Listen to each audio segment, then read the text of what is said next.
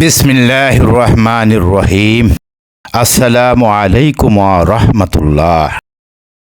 সুষ্ঠু নির্বাচন ও level playing field বজায় রাখার জন্য নতুন আইন প্রয়োগ প্রয়োজন।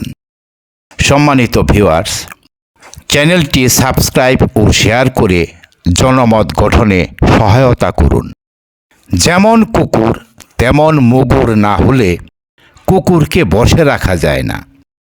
আমাদের দেশের নির্বাচন যেন এক কুকুরের কামড়াকামড়ি। চারিদিকে অস্থির, অনিয়ম ও বিশৃঙ্খলা পরিস্থিতি। এই অবস্থায় একটি সুষ্ঠু, নিরপেক্ষ এবং গ্রহণযোগ্য নির্বাচন সুপ্রতিষ্ঠিত করা বা সুসম্পন্ন করা কল্পনাতীত বা স্বপ্নেরই নামান্তর। তাই পরিস্থিতি বিবেচনা করে সরকার ও নির্বাচন কমিশনের দ্রুত ব্যবস্থা গ্রহণ করা অতি জরুরি প্রয়োজন। সেই লক্ষ্যে এই মুহূর্তে দুইটি আইন জারি ও বাস্তবায়ন করা হোক।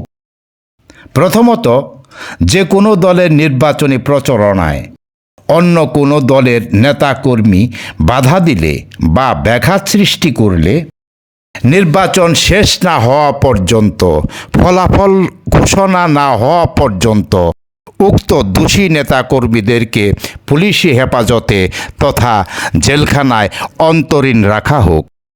দ্বিতীয়ত, নির্বাচন যেদিন সম্পন্ন হবে সেই দিন কোনো ভোটকেন্দ্র দখল, ভোট জালিয়াতি, ছিনতাই, ডাকাতি ইত্যাদি অপকর্মের চেষ্টা যে দল করবে সেই আসনে সংশ্লিষ্ট দলের প্রার্থীর কোনো ভোট গণনা করা হবে না এবং উক্ত অপরাধের কারণে তাকে পরাজিত হিসাবে ঘোষণা করা হবে। আমাদের দেশের জন্য কঠোর আইন ও তার বাস্তবায়ন খুবই প্রয়োজন। তা না হলে আমরা সোজা হব না। ধন্যবাদ।